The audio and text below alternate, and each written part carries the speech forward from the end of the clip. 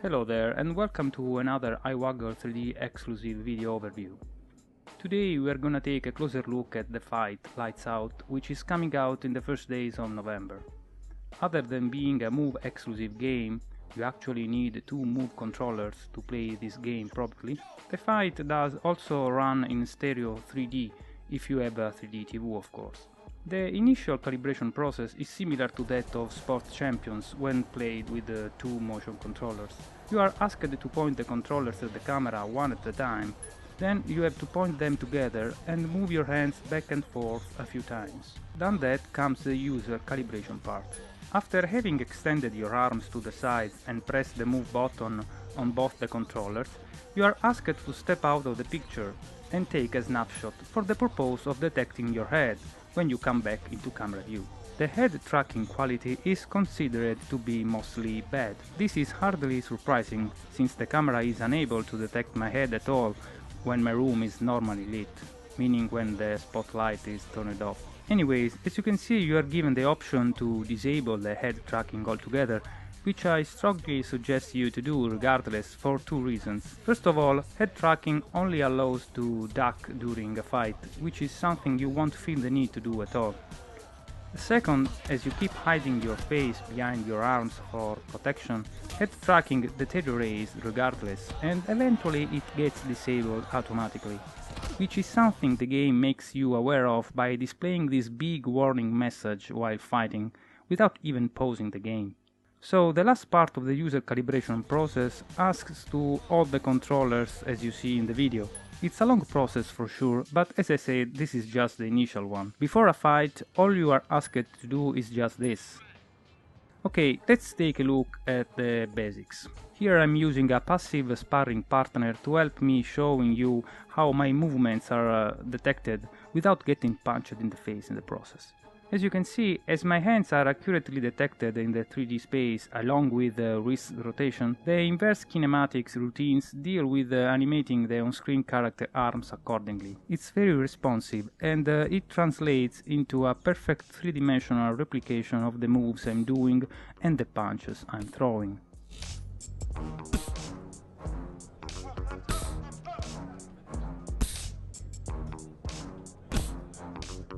Since animation is not prescripted, I can also perform all sorts of dirty moves I can come up with, but there are also prescripted ones you can unlock during the game, which are gesture-based and hence come with a delay.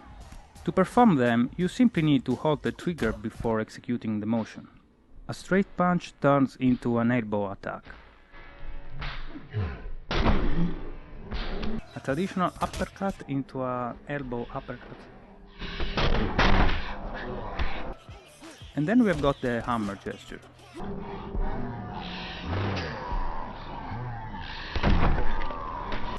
And then the grab and beat him to death move.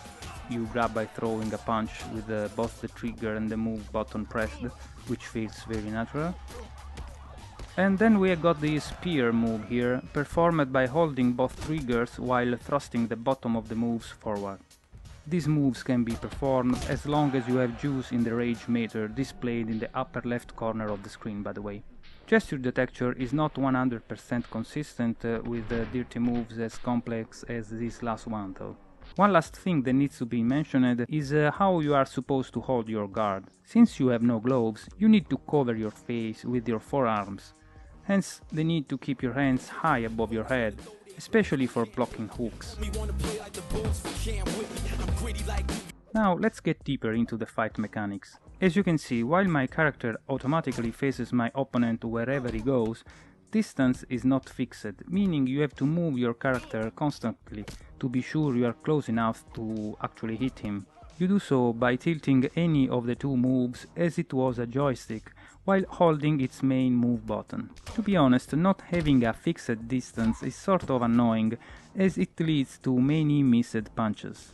Not to mention opponents move back and forth so frequently you end up using one of the moves just for chasing them, instead of punching them.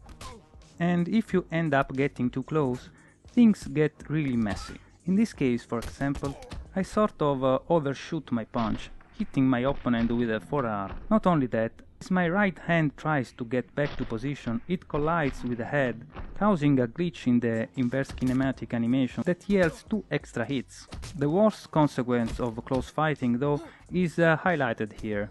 See how my right straight punch doesn't even fly, as my character's hand is blocked by my opponent's body.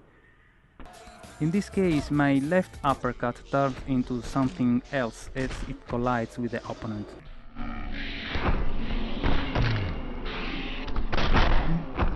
From a technical standpoint, this is understandable. That's what proper collision detection should do. But when you are in the heat of a battle, you end up building the false impression that your moves are not registered properly.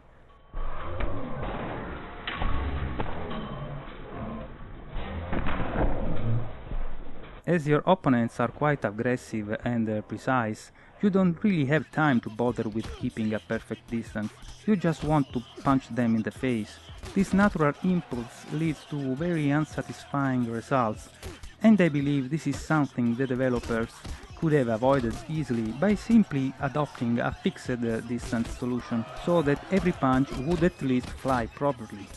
To exacerbate this issue comes what I believe is the most absurd camera implementation ever. There are half a dozen angles you can watch the action from, none of which offers a clear view of your opponent. What's even more surprising is that there is no option to make your character invisible.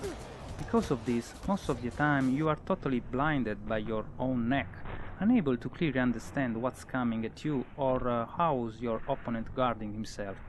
Not only you are forced to move back and forth to just get into the right position, but also left and right to get a glimpse of what's going on under your nose. I understand the need to show your pretty character model, especially since you can customize him with stuff you unlock during the game, but what I also understand is that this camera solution doesn't do the gameplay any good. And I don't think I'm the only one either, as the history of this genre is filled with transparent guys fighting their opponents from a mostly fixed distance. Even Gladiator Duel does that. Moving on. As for how the game progression works, you fight progressively stronger people in different arenas until you reach a point where you get beaten like a schoolgirl even if you were the real Mike Tyson. This is because despite the strength, the speed or the accuracy of your punches, theoretically depending on how you actually throw your fist around, you do actually have to improve such attributes by spending skill points RPG style. I honestly don't get some of these categories. Increasing speed, for example, doesn't seem to affect the responsiveness of motion detection, which is great regardless. But what I get is that you need to improve some of them to survive later encounters, especially strength and stamina. You can do so only in the gym, fighting sparring partners, punching bags and stuff like that, which is as fun to do as it sounds.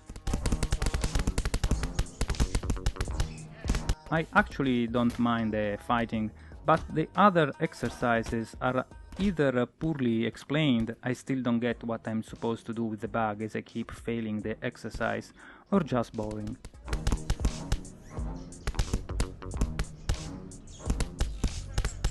Not that all of this matters when the core gameplay is lacking for the reason explained earlier. Don't get me wrong, the fighting is great, the motion detection is practically flawless. When planets align and you happen to be at the right distance from your opponent and with a clear view over him, everything works as hoped, if not better. Sadly, this is not how it goes all the time. Because of this, while you may not feel like catching flies, you do often feel like you are punching them. Not sure it makes a big difference. Lock the distance to optimal one, add transparency, and we got a winner. Thanks for watching, ciao!